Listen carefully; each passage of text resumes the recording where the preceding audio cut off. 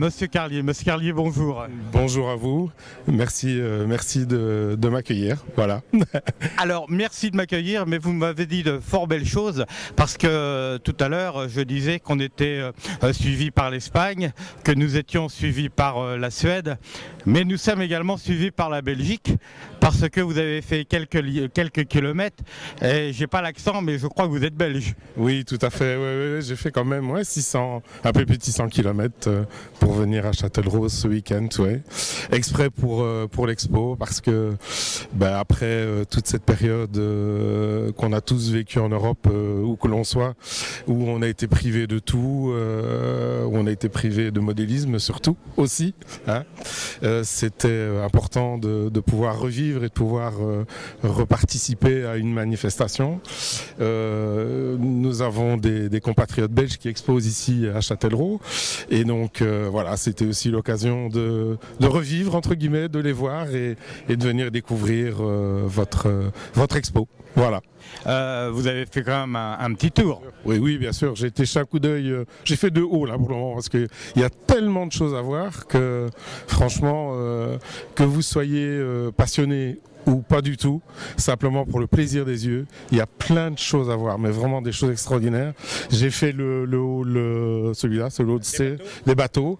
Voilà, je fais pas de modélisme naval, mais quand on voit les associations de la Marine nationale, entre autres, waouh, il y a des trucs formidables avec des sous-marins de plongée, enfin des trucs absolument extraordinaires, même si on fait pas de sous-marin, ce qui est mon cas. Franchement, c'est magnifique de voir ces trucs-là. Tout ce qui est avion, les réseaux, bien entendu, ça me parle plus à moi que... Hein. Mais aussi l'aéro, avec l'aéromodélisme, avec de très très gros avions, de belles machines. Donc il y en a pour tout le monde, quoi. C'est ça qui est chouette. C'est bien que ce soit une culture modéliste globale et pas, je pourrais très bien dire, moi sur le fond c'est le train, donc s'il n'y a que du train, c'est bien, mais c'est bien aussi qu'il y ait un peu, même beaucoup d'autres choses, parce que ça permet à tout le monde de pouvoir s'y retrouver. Et franchement, que vous soyez modéliste ou pas, c'est une belle activité, surtout aussi à faire avec les enfants. Amenez vos enfants, amenez vos gosses à voir ce qui se passe dans le monde du modélisme, parce que c'est, je trouve, une perspective vers beaucoup de choses qui seront utiles par après pour le futur. Avec nous, deux personnes qui sont nos invités d'honneur pour diverses raisons, Martine Lanter et Alain Prat. Martine Lanter et Alain Prat, ce sont deux personnes qui ont été extrêmement importantes dans le monde du modélisme. Ceux qui ont suivi le live au mois de mai ont vu l'interview que nous avions réalisée d'Alain Prat, où il nous racontait ce qui s'était passé, y compris à New York, au lancement d'Alstom. On a toujours, vous pouvez toujours revoir les images puisqu'elles sont sur le site internet d'Euromodel.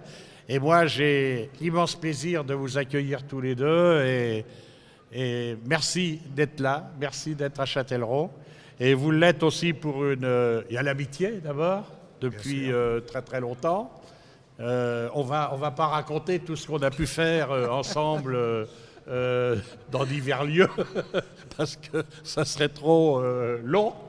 Mais il y a aussi la raison pour laquelle vous êtes là aujourd'hui, c'est la sortie du livre. Je le mets là comme ça, voilà. On l'a déjà montré X fois sur le plateau, du livre de Hervé Perton sur MKD, que vous avez fondé tous les deux au début des années 80. Et ça, j'aimerais un petit peu savoir comment ça s'est passé, quelle histoire, pourquoi un jour il y a eu MKD.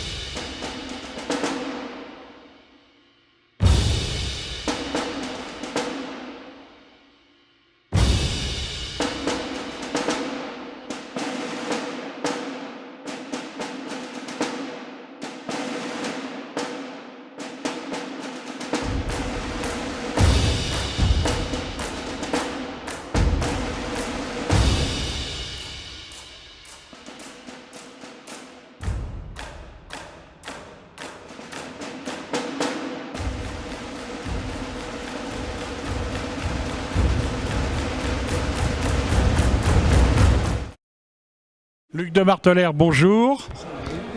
Expliquez-moi El Puerto de los Especulos. J'avais vu sur YouTube un endroit qui s'appelle La Nariz del Diablo, c'est en Amérique du Sud, et le train, donc il n'y a pas beaucoup de place pour manœuvrer, donc le train monte la montagne en rebroussant un certain nombre de fois. Et ça, c'est vraiment un truc qui criait pour être modélisé, et donc je suis parti là-dessus, quoi. Maintenant, il y a un tas d'idées qui sont venues en même temps. On est en Belgique, on est fan de BD, donc il y a un certain nombre d'allusions à de la BD belge, je te les montrerai tout à l'heure. Il y a un certain nombre d'allusions au rock'n'roll, et alors comme l'essentiel de mon matériel roulant est américain, il fallait que je trouve des raisons plausibles pour intégrer du réseau américain dans un réseau sud-américain. Et alors, pourquoi Los Speculos? Au moment où, avec madame, on cherchait le nom, on s'est dit, il faudrait quelque chose qui sonne espagnol, mais qui soit belge, et puis qui se mange. Et donc, on est arrivé assez facilement sur les Speculos. Et Puerto, en fait, c'est un col. Donc, l'histoire, c'est que donc ceci, c'est une plantation de bananes, ça c'est des bananiers, et alors l'histoire veut que dans la vallée on cultive des produits agricoles, et que les produits agricoles doivent monter le col pour aller de l'autre côté vers le port de mer qui est là-bas bien loin, mais on ne le voit pas. Et donc au point de vue strictement modélisme, c'est du point à point avec une gare cachée à 3 voies de chaque côté, donc ça me permet de faire rouler 5 trains l'un après l'autre, quoi.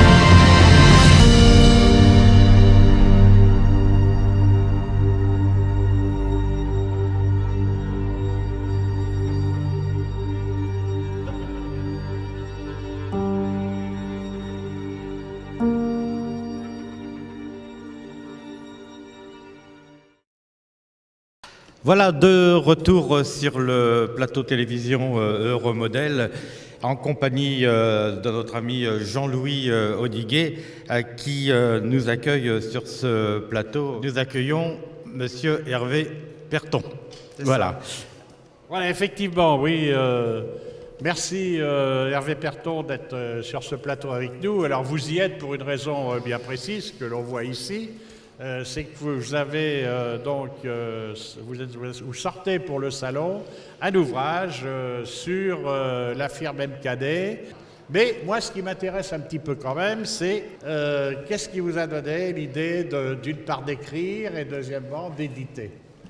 Alors, moi déjà j'écris depuis plusieurs années des romans, des nouvelles qui sont publiées, différents ouvrages juridiques, et puis bien sûr je fais du modélisme, comme beaucoup depuis très jeune, puisque mon père était à la SNCF.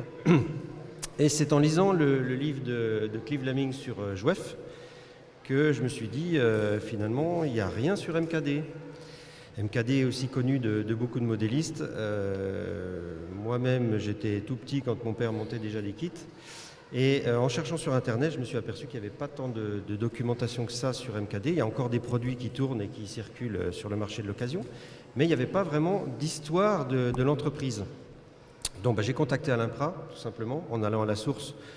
Je me suis douté que j'aurais plus d'éléments. Il m'a mis en relation avec Martine Lanterre, qui était la cofondatrice aussi de l'entreprise. Et puis bien sûr, j'ai prospecté dans le milieu modéliste pour récupérer des documents, puisque MKD avait été racheté par Hornby, donc on n'a plus aujourd'hui accès aux archives, malheureusement. Donc il a fallu reconstituer un petit peu tous les catalogues qui existaient, tout ce qui a été sorti en maquette depuis l'origine. Donc MKD a 40 ans aujourd'hui. Cette année, MKD vient d'avoir 40 ans, ce qui fait qu'on a tout un historique intéressant. J'ai pu reconstituer justement le catalogue quasiment complet de tout ce qui est sorti. C'est mon premier livre sur le modélisme. On y trouve d'ailleurs aussi des prototypes que Alain Prat avait réalisés et qui n'ont pas été commercialisés. Donc on a des photos de ces éléments-là. Et puis je tiens à préciser aussi que sur ce livre, il y a 1 euro qui est reversé à une association, enfin un musée du Taco dans le Doubs, d'où je suis originaire, qui fait un travail assez intéressant de reconstitution historique. Et d'ailleurs, il y a des très jolis réseaux aussi de voies métriques. Donc 1 euro sur chaque livre est reversé à cette association. Merci Jean-Louis, merci Monsieur Perton. Merci d'être venu sur le plateau d'Euromodel et puis bien évidemment nous vous retrouverons pour nos séances de dédicaces.